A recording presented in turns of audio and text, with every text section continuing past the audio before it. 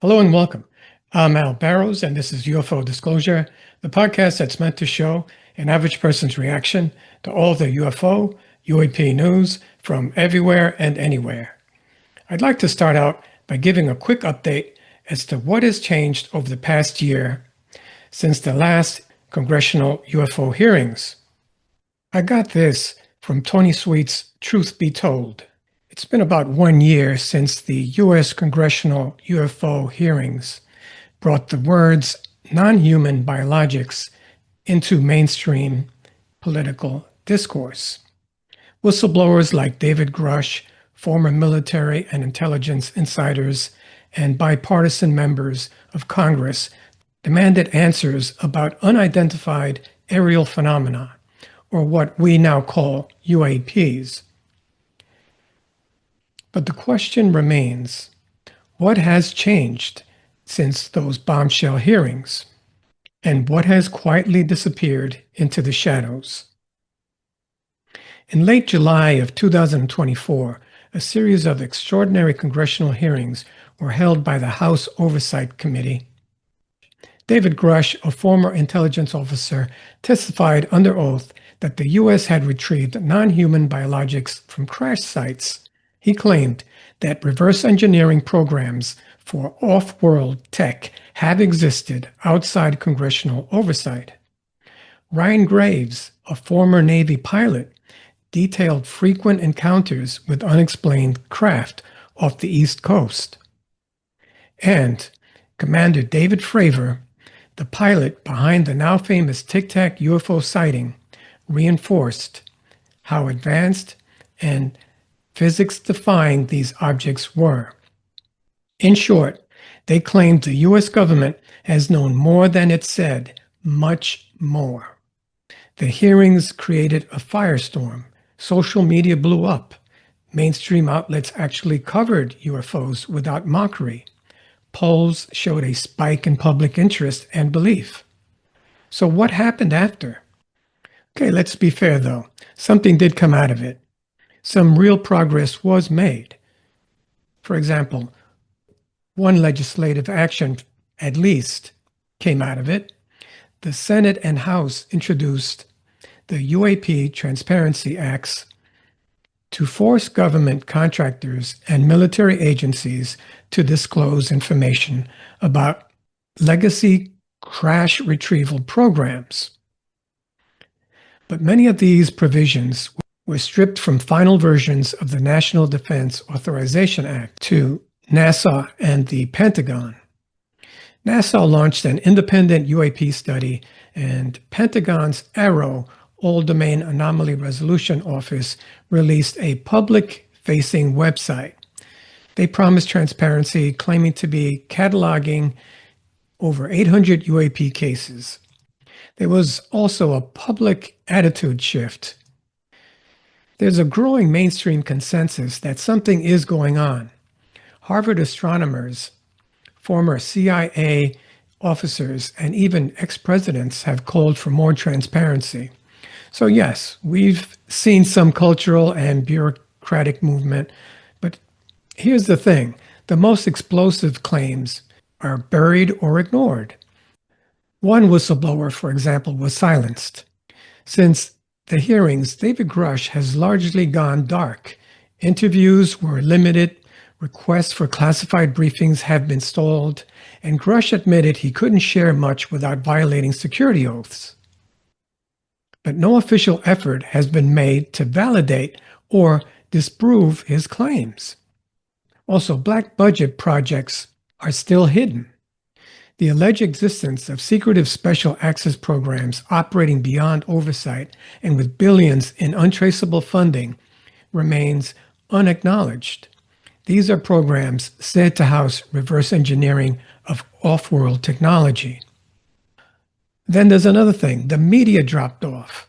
After initial coverage, most mainstream outlets dropped the story. No follow-up on leads, no deep dives. The narrative cooled, intentionally or not. Then there was the legislative gutting.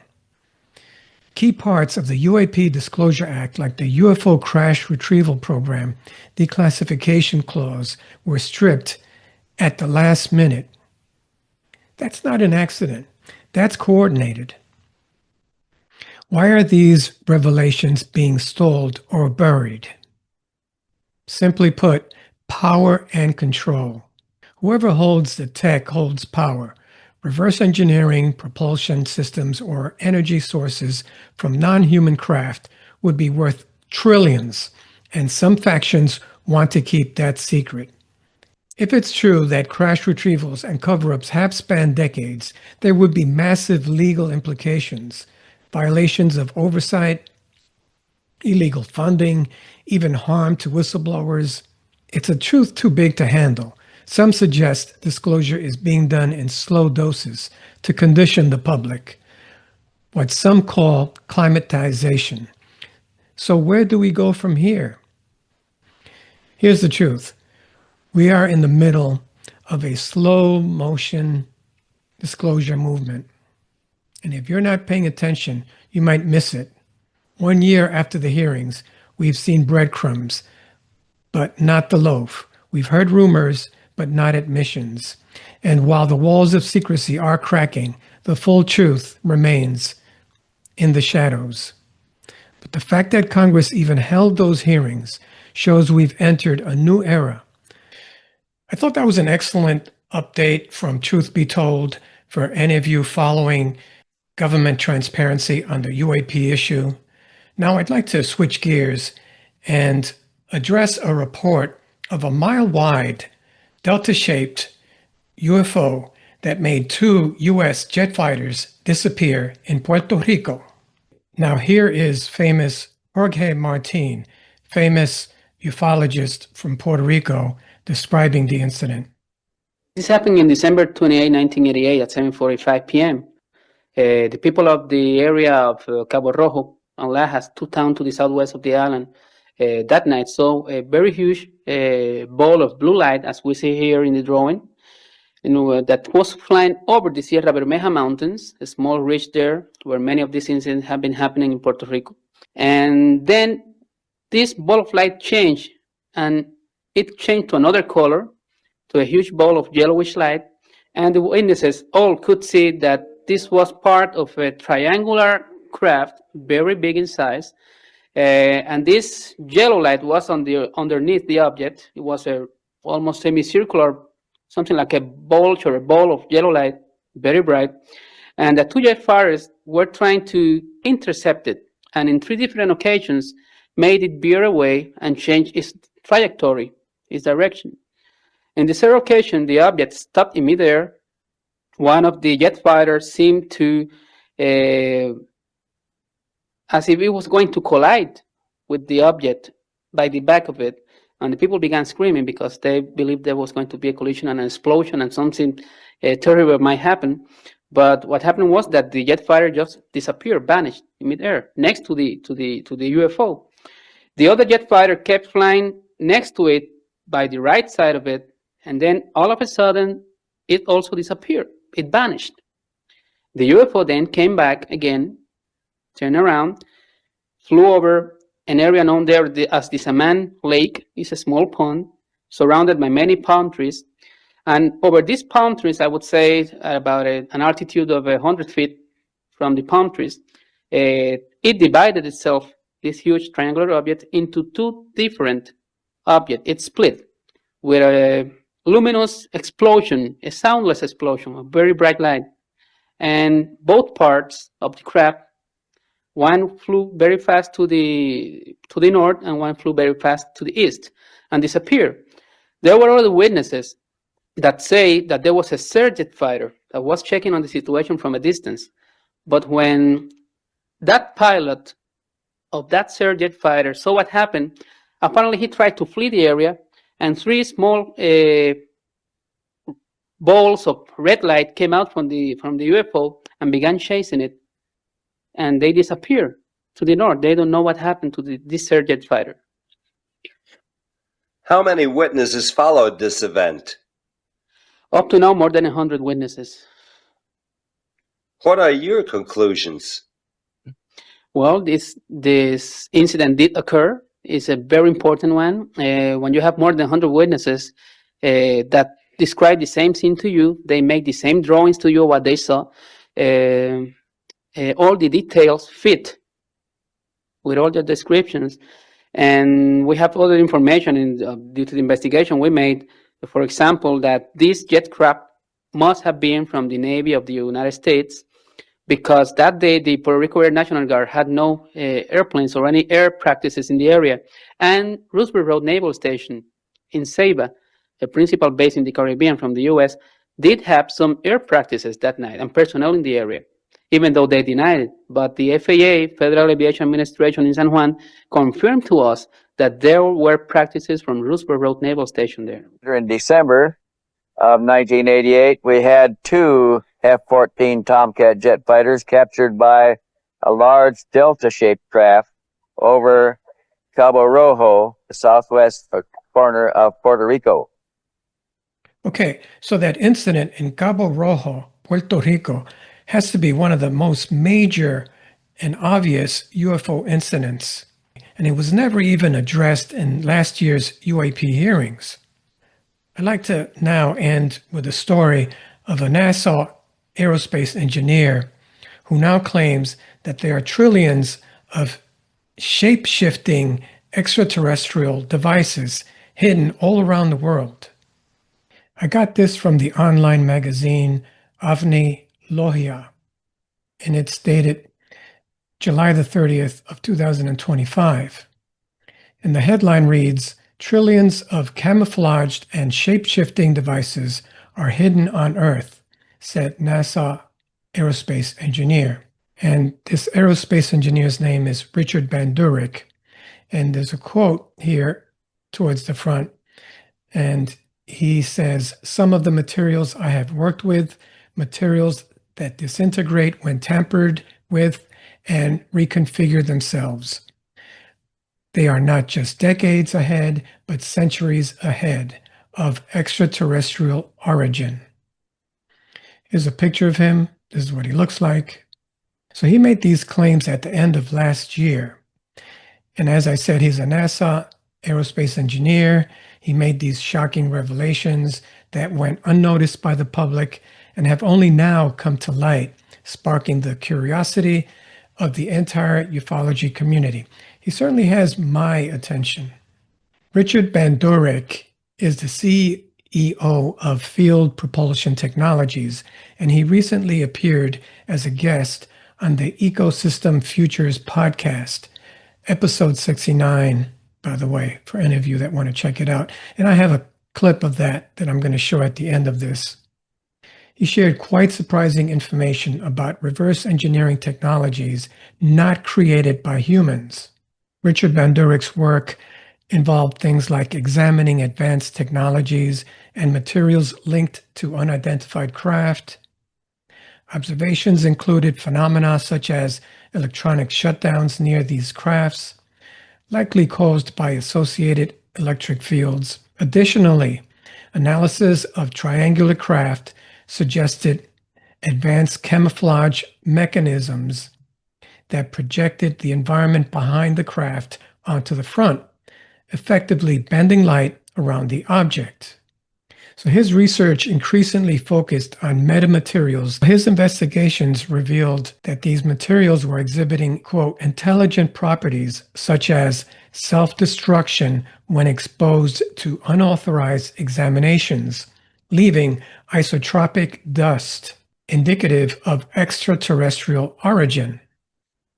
These materials, composed of highly organized nanoparticles, demonstrated remarkable capabilities, including reconfiguration, environmental adaptation, and self-repair. Wow. And some of his experiments showed that these materials could cool surfaces and reduce mass, suggesting they are centuries ahead of current human technology. And this is the part that I found kind of creepy.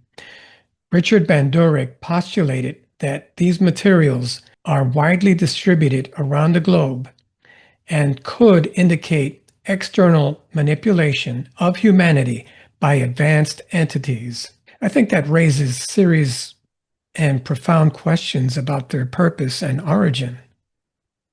So Richard Bandurek added that the U.S. government and private research groups have found many of these devices and were trying to uncover their secrets.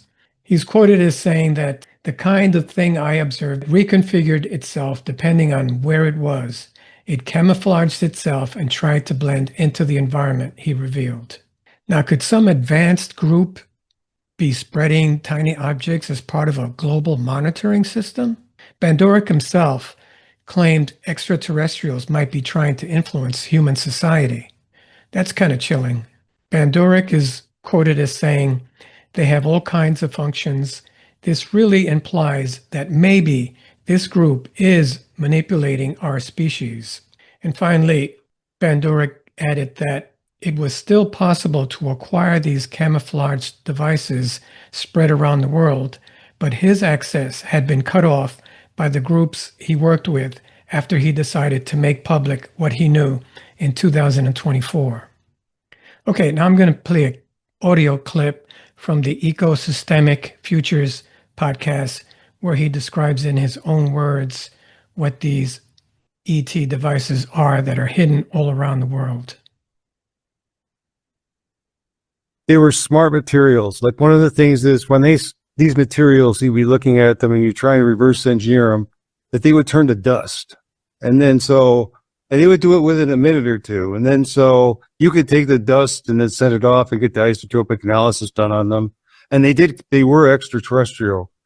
But these materials, I mean, we're looking at something that's hundreds of years ahead of us. When you look under a microscope or an electron microscope, you're looking at something that's composed of very small particles that seem to be communicating with one another. So those are the things that I've been involved in that we can talk about. But, I think that's one of the reasons why extraterrestrial materials are not really available to most people, is because most of them are set to disintegrate if they get in the wrong hand. Isotopic analysis of the dust that's left behind tells you it's extraterrestrial, at least where it was manufactured. But so we're looking at materials that can reconfigure themselves. They are composed of small subunits, so the head would reconfigure itself depending on where it was. It would cloak itself and it would try to blend into the environment. So the ones that this one NGO used to get a hold of were the ones that were technically broken. I guess the ones that didn't really function very well. So then you could collect them every once in a while and then try to analyze them. You could do things like split them apart. They would attempt to find each other or reconfigure. Some of the experiments they did was we took one of those and we put it on a very hot surface of about 3,000 degrees. And what it would do is it cooled the surface around itself. And then when we took the device off and then weighted again, we would find that the mass would be reduced by a certain amount. Did these feel like programmed materials to you, Richard? Yeah, they were, like I was saying, they're more intelligent materials. Like these subunits probably had computational functionality, right? Because they knew what their neighbors were all about and they knew they could reprogram themselves to be something different, right? If they needed to change themselves. So these are really curious types of materials. So that's how we could kind of tell they were extraterrestrial, because these things weren't like decades ahead of us. They were probably hundreds of years ahead of us. So are we being manipulated as a society by these extraterrestrial devices that Richard Bandoric is talking about? I don't know, but it'd be interesting if in the next UAP hearings they brought that up. Be nice if they at least brought up Jorge Martin's report on that mile-wide delta-shaped UAP that made 2 jet fighters disappear. My name is Al Barrows. Please remember to like, share, and subscribe. Thanks for listening.